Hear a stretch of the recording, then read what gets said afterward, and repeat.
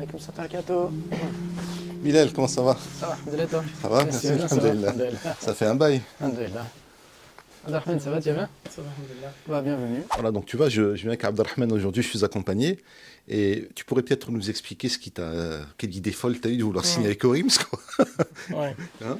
Alors, j'ai eu cette décision parce que, après avoir écrit mon manuscrit, mon récit de ma conversion à l'islam, à la fin, tout était prêt et je me suis dit, je vais l'auto-publier. Mais en y réfléchissant bien, mon objectif était de le partager au plus grand nombre. Donc, choisir Orims m'a permis d'avoir une meilleure visibilité et aussi d'avoir une maison d'édition qui correspond à mes valeurs. Chez Orims Édition, c'est vrai qu'on reçoit quelques demandes de parution, d'édition. En général, je prends toujours le temps, par honnêteté et par éthique, évidemment, de m'y pencher sérieusement, de lire. Et quand il n'y a pas d'accroche, voilà, c'est un petit peu difficile de se dire est-ce que j'y vais ou j'y vais pas. Et ce qui est assez intéressant avec ce que m'a présenté Abdelrahman il y a quelques mois maintenant, c'est que dès les premières lignes, j'avais envie de savoir ce qui se passait encore derrière. Et donc, je me suis pris au jeu, presque entre guillemets à mon propre insu, et je me suis dit, tiens, il y a peut-être quelque chose à faire. D'où ce partenariat finalement. Hein. Après, je crois que ça a été très vite. Hein. Je ne sais pas si tu peux rapidement nous expliquer, mais on n'a pas trop tardé dans la foulée à faire les choses. Oui, ça a été assez rapidement. Moi, j'ai envoyé le manuscrit. Je me dis qu'il tente rien à rien. C'était la première maison d'édition. Donc, il m'a contacté par la suite et ça s'est goupillé assez rapidement.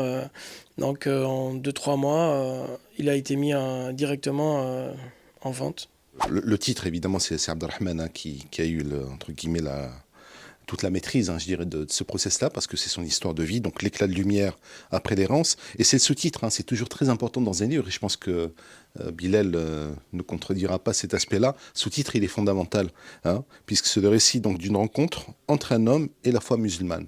Et ce qui est assez intéressant, je dirais, dans ce petit ouvrage-là, c'est le côté poignant, émouvant du cheminement, parce que en tant que musulman, quand entre guillemets on est né musulman, pour beaucoup d'entre nous, on n'a plus cette faculté d'esprit de s'imaginer ce que peut être un cheminement justement spirituel pour des gens qui sont loin de l'islam.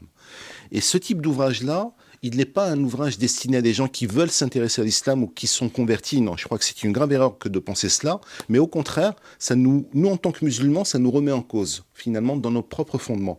Et c'est ça qui est important de conserver. Et je pense que ce livre-là, il a cette utilité-là. Voilà, donc j'avais sollicité Bilal justement pour lui demander si, d'après lui, c'est un livre qui pourrait trouver son public, quoi. Parce qu'il est important aussi quand même, il y a un investissement économique derrière. Donc il est important d'assurer ses arrières et puis il y a toujours un échange permanent de manière à être le plus proche possible des attentes du lectorat. Voilà. Effectivement, moi en fait j'avais découvert déjà Gilbert Roch sur sa page Facebook où il avait témoigné un peu de son cheminement et j'avais trouvé son récit très intéressant.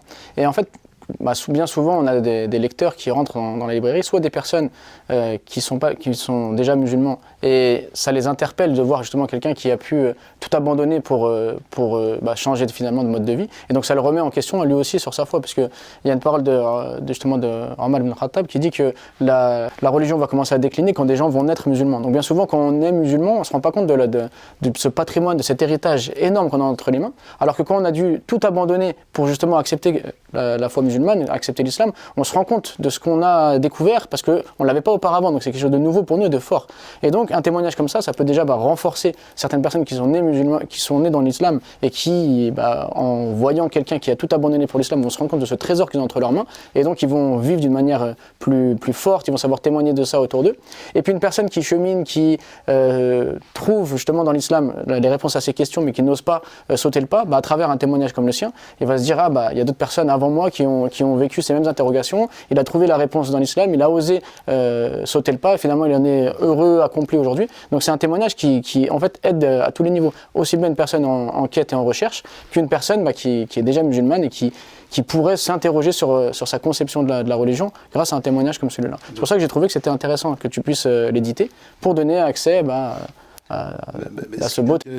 Ce qui est intéressant dans ce que tu dis finalement, c'est cette notion de tout abandonner pour Allah, quoi. C'est ce que tu as fait finalement. Ouais. Et tu peux un peu nous expliquer un petit peu quelle sensation tu as eue, parce que finalement tout abandonner, c'est quand même C'est pas donné à tout le monde. Oui. Paradoxalement, le fait d'avoir tout abandonné, ça m'a permis aussi de me libérer. C'est-à-dire qu'il y avait des choses pour lesquelles j'étais dépendant. Après, ça, c'est mon vécu, mais par exemple, la cigarette, l'alcool, ces choses-là qui vraiment me prenaient dans ma vie vraiment beaucoup d'espace et me polluaient. Par exemple, pendant le ramadan, sachant que j'ai essayé d'arrêter de fumer pendant des années, pendant le ramadan, il y avait une telle spiritualité qui était tout autour de moi c'est là que j'ai réussi à arrêter. Et alors, je me suis dit que ça allait être très compliqué, mais finalement, c'était très facile. Puisque si on se dit qu'on essaie d'arrêter les choses, eh bien, il faut aussi les arrêter, avoir un objectif au long terme.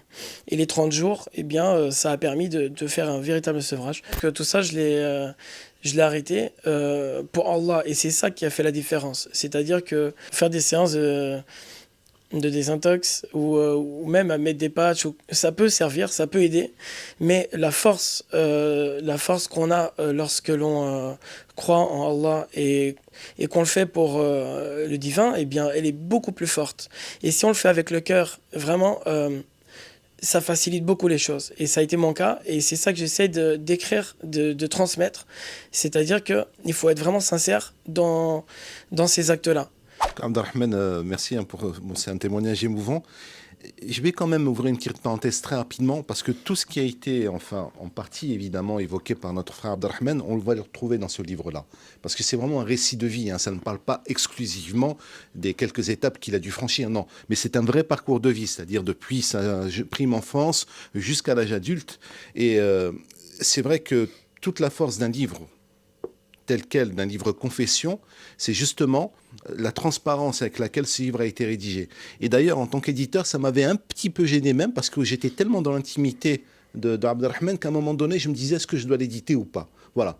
Mais compte tenu finalement, je dirais, de la plus-value, hein, quelque part, que ce livre peut apporter à de nombreux membres de notre communauté, évidemment, de manière restreinte et de manière plus large à tout le monde, je pense qu'il était nécessaire que ce livre-là, justement, soit sur les étals. Et je vous invite vraiment grandement à en prendre connaissance.